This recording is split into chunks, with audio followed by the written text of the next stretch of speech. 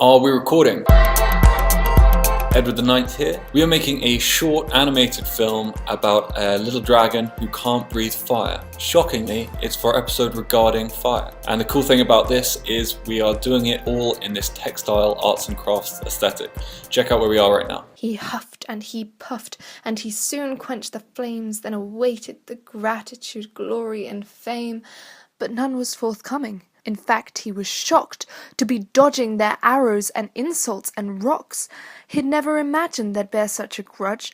When it came to dragons, they just wouldn't budge.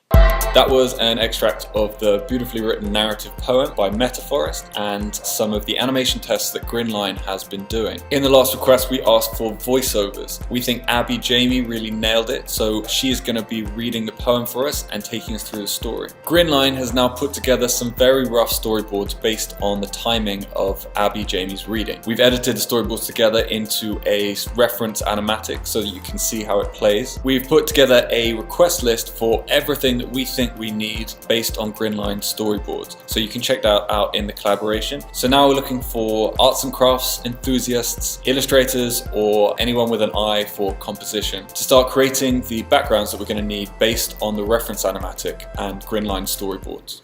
Now, ultimately, we want everything to be made out of sort of textiles. So if you're a model maker or someone who's into arts and crafts, this is primarily for you. So you could either start making props, making the hills in the background, or making trees or bushes or the inside of Russell's cabin out of arts and crafts stuff, felt, textiles, wool, whatever you have lying around. You can either go straight from Grinline storyboards and sort of imagine it as you go, or you can find a background that one of the illustrators had drawn and use that as a guide to see what shapes your woolen hills should be in. Just photograph it in the highest resolution you can and upload it to the site, and someone may use it to create this sort of textile world. One note we have is to really try and get the sense of 3 dimensions in the world. We're not really looking for the sort of cut out felt very flat layers. We'd like it to sort of feel like there's some depth. So think about how you can use the natural texture of whatever you're using to sort of make it into a 3-dimensional object. Script Soup has done awesome props for this.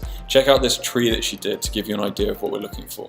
The other way you can contribute is if you're an illustrator, design the backgrounds around what Russell's going to be doing. If you'll notice in Grinline storyboards, he's mainly left out the backgrounds, only focusing on the character action. So what we need you to do now is create a 16:9 composition and show us what these surroundings are going to be. That way the guys making the props can have something to follow.